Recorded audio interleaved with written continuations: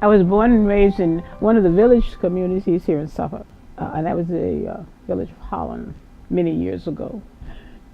And I had a very good childhood in that I was raised by an aunt of mine, uh, which was very, very common at that time. I was born before my mother was married.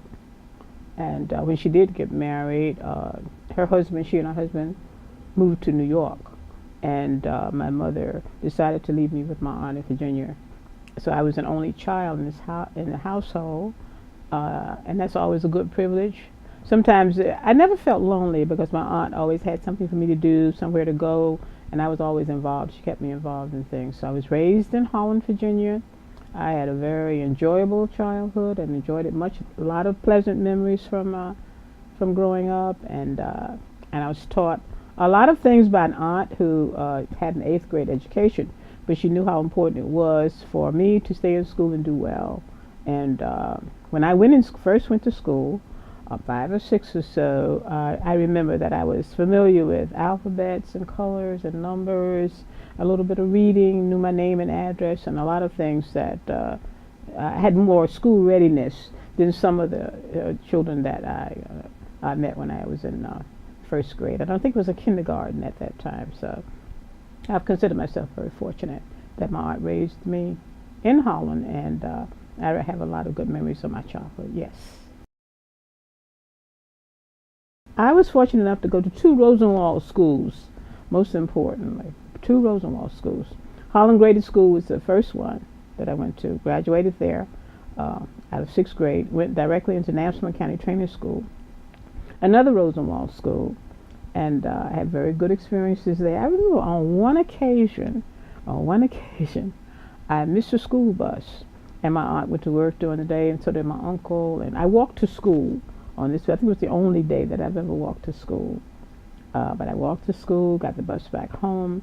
Very good memories of being in school. I was very social, but I also was expected to achieve and make decent grades, and all of them were good years. They were. I remember them very fondly, and I have a lot of good things to say about Nansemond County Training School.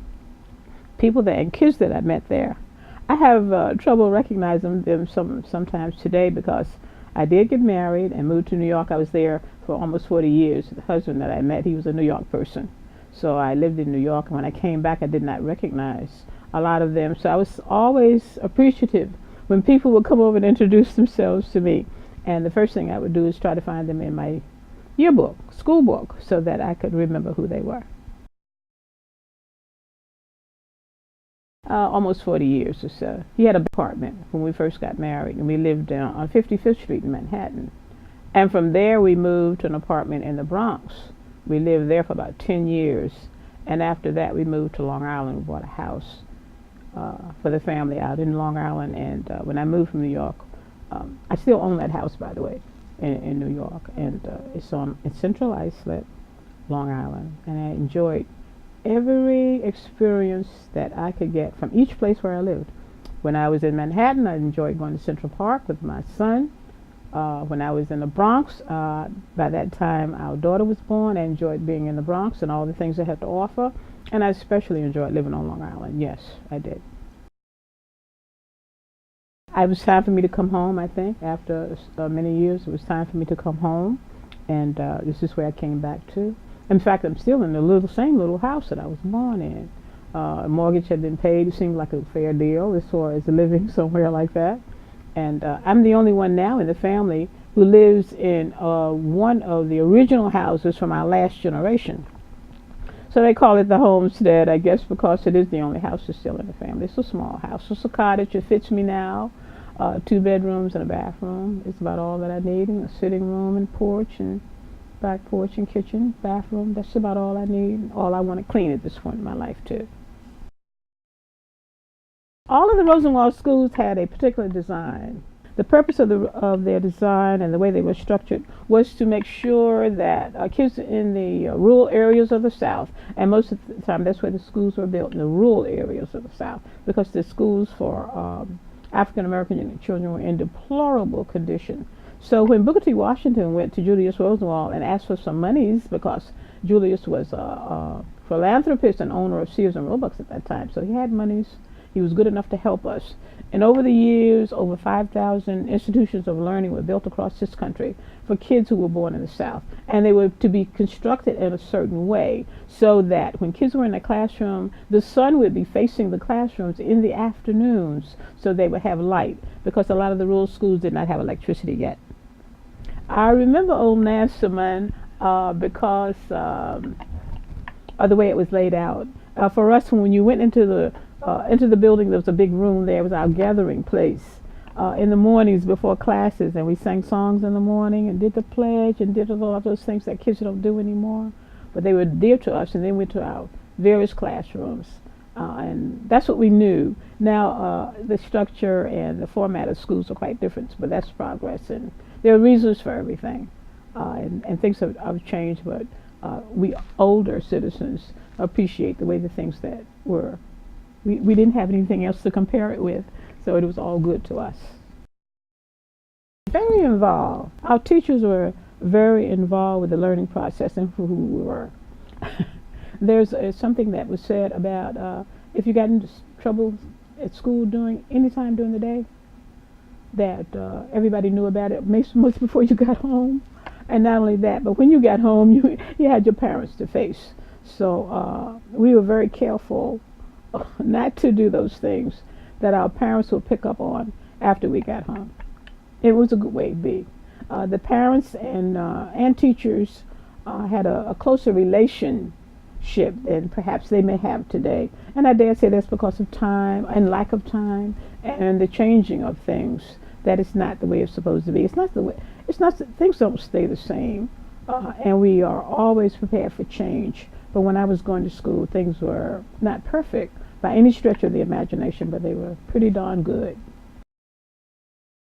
I graduated from Nansemond County Training School in 1959, and every time we have a school reunion, the class that has been in school for 50 years is referred to as the Golden Class.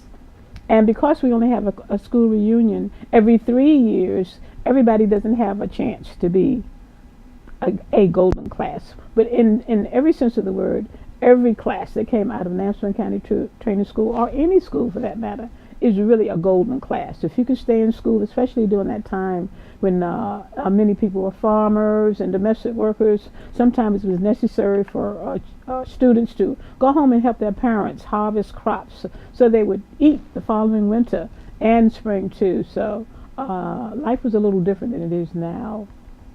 So it was a good thing if you could graduate. But I graduated in 1959. At the time that I graduated, it was a very small class. There was only 22 of us. My classmates, all of them. You know, God has a plan for each one of us, and each plan is quite different.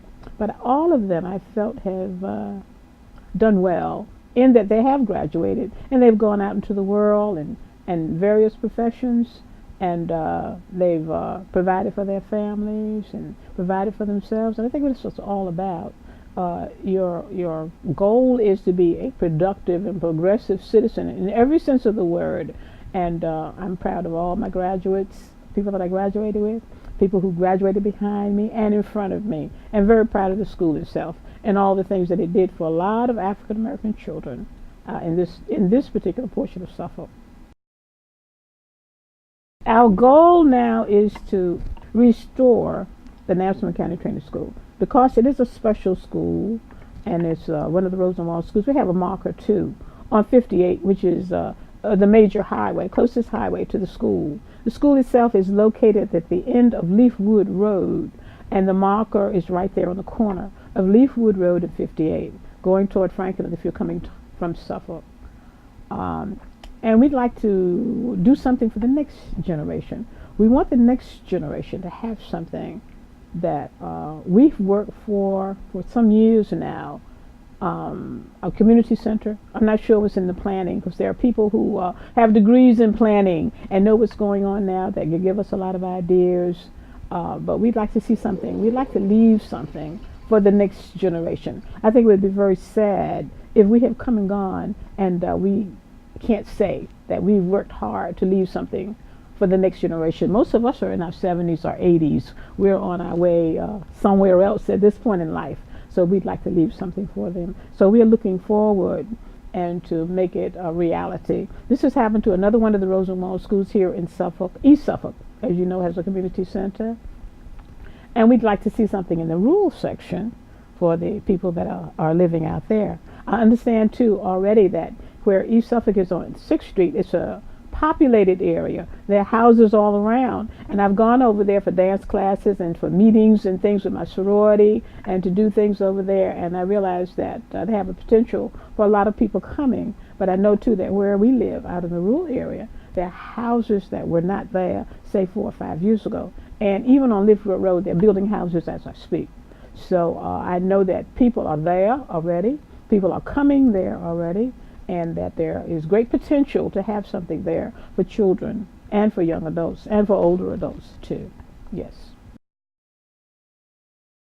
We have divided ourselves up a little bit over the years. There is an Alumni Association, which I'm a member of also, and the Alumni Association's job is to keep in touch with our graduates and to plan gatherings, the reunions, activities, so that the graduates do not lose touch with each other. The Heritage Center, the focus of the Heritage Center is to raise monies for the new building that's going to be out there, and that's what we've been doing for the last more than 15 years now. I think we've been diligent, and I think we've been careful with the monies that have been donated to us over the years. The Heritage Center came out of the Alumni Association. It's like a child daughter or a child parent thing that's going on between us. So when you talk about one, you basically talk about the other, because the Alumni Association has been around longer, but they still exist and they still work hard, and we're in partnership with each other to make this happen and to see that when we all pass away, because our graduates are dying as we speak. They're getting older. We had a reunion just last month, in July 28th, we had a reunion, and there was such enthusiasm and electricity in the room. I was just so surprised that so many people were still interested in the school, and we still look forward to seeing each other one more time, just get together. So we've been trying to do that. I dare say that when we get together, the Alumni Association gets together again, because we're off for the summer. We have a meeting coming up this month. We might focus on meeting a little more often than every 3 years, because we are getting older, more feeble, and we need to see each other. We really do, as often as possible. Oh yes, our principal, yes, of course. Our principal was Hannibal E. Howell. And as far as we know, Hannibal Howell has served longest as principal of a high school in the city of Suffolk than anyone that we know about. He served for 42 years as principal of this school. And his name is also at the top of the Stairway of Knowledge at the Suffolk Center for Cultural Arts. If you're standing and you're looking up the stairway, to the left, you'll see Hannibal E. Howell, and the Alumni Association paid for that. There was a cost involved in having his name etched in stone at the Cultural Arts Center, but it's there. He had a habit, from what I was told. I was a teacher's pet, Miss Goody Two Shoes. Listening to some of the fellows that graduated from Nansemond, they said he had a habit of, when you were a little playful or you weren't paying attention to, of coming up and squeezing your head. I don't know whether he was trying to squeeze something out or squeeze something in, but I hear the stories, and there are quite a few of our graduates too. When they get together, they have more stories than you would care to listen to about Miss Howell and the way they were treated in high school. But I think much of it was good, and we feel that he had our interests at heart. In most instances, he had our interests at heart, did the very, very best for us that he knew how to do, and we appreciate him to this day. We made a film. It came out maybe a couple of years ago, maybe 3 years now. Time passed so quickly. It was called Strength Through Our Roots, which is sort of our rallying call. And it made its debut at Suffolk Cultural Arts Center. It was nicely attended. Also, and it's for sale. We're selling that as a fundraising method. And we have donated a couple of copies of the film to one to Pioneer School, because as you know, after Southwestern was torn down, it became Pioneer, and they have a time capsule there, and we've written some words that are in the time capsule telling us what we're all about, and also the a copy of the film is in that time capsule. We think, many of us believe we may not be here when it's open. I think they're going to open it in 2025, I think. But we're all in that time capsule. And we are partners with Partners in Education. What we usually do through the Pioneer School. The Alumni Association makes a contribution to them on a yearly basis. And we also, they have members of the Alumni Association or the Heritage Center to go and volunteer on special days when they need us to come in and help. Yes. Dr. Belton, I think, is the principal over there. She's most gracious and kind. And they also have a breakfast that they recognize when they recognize the Partners in Education, and we attend that also. I would encourage people to go to the public library, look for a book. It's called You Need a Schoolhouse. And it's written by a lady named Stephanie, first name Stephanie, last name Deutsch, Deutsch. And she is married to the grandson of Julius Rosenwald. She lives in Washington, D.C. We talk every once in a while when something is going to happen.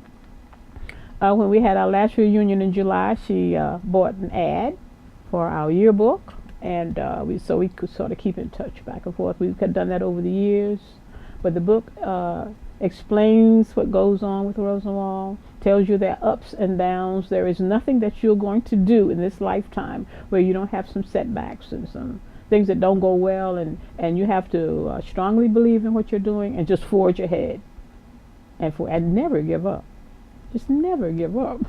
You want to be so persistent that people see you coming in and they say, oh, they know what you're going to talk about. And that's a good thing. I think that's a very good thing.